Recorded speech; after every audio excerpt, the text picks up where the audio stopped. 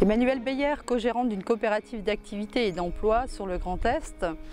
Nous accompagnons tout au long de l'année des porteurs de projets, créateurs d'activités, créateurs d'entreprises et nous accompagnons également depuis 3 ans donc des jeunes pendant le temps d'un été qu'ils puissent réaliser des prestations pour des clients, quels qu'ils soient, particuliers, collectivités, entreprises et cela depuis 3 ans.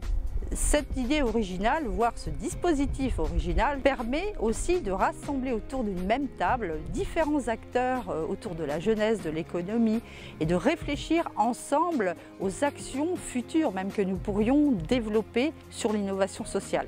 Donc dispositif vraiment intelligent, collectivement, qui s'adresse à cette jeunesse, qui s'adresse nous-mêmes à nous, car enfin, l'intérêt aussi des CJS, c'est que les jeunes apportent un nouveau regard sur leur environnement.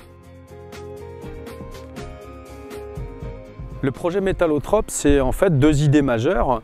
C'est réhabiller la ville de demain sur son espace public et c'est surtout humaniser cette ville.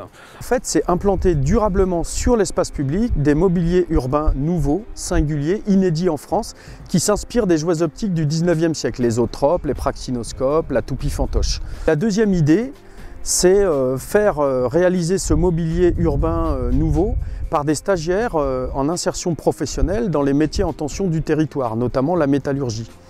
En 3 ans, c'est 30 stagiaires de formés, 500 bénéficiaires d'actions culturelles et artistiques, 15 à 20 entreprises partenaires.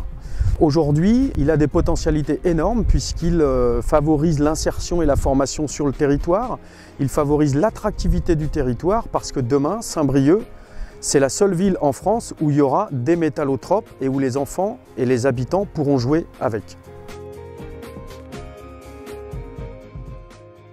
Le projet s'appelle Odysselle. C'est une action qui vise à revisiter la ville de Limoges en conciliant l'histoire de Limoges avec l'histoire de l'immigration et donc de la construction des quartiers périphériques de la ville, mais aussi avec l'histoire de vie des femmes qui participent à cette action. Limoges est une ville ouvrière traditionnellement qui doit son essor à l'essor industriel, d'où la construction de tous ces quartiers périphériques. C'est donc une action qui veut réconcilier le centre-ville avec ces quartiers périphériques pour en faire une vraie histoire commune à partager. Les Odysselles vont vers les habitants des quartiers pour travailler avec eux sur l'histoire de leur quartier en passant par leur histoire de vie, leur arrivée sur leur quartier, leur odyssée personnelle. C'est en profiter pour valoriser la place des femmes dans l'espace public parce que les femmes ont participé à la construction de ces quartiers, à la vie de ces quartiers bien entendu. Il n'y a pas que les hommes. Voilà.